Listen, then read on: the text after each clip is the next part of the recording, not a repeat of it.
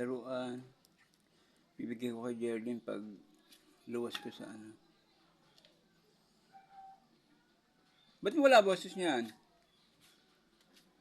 Ama. Ewan ko, kadarating ko lang dito eh.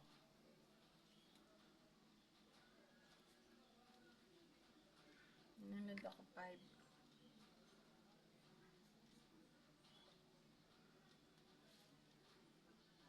Nakalagay sa cellphone, walang pasok ang mga Nagigil na bata. makabawi sa pagkatalo? Naglalaan ka ba ng mas malaking oras at salapi pasal sa para sa pamilya? Nababaon ka na ba sa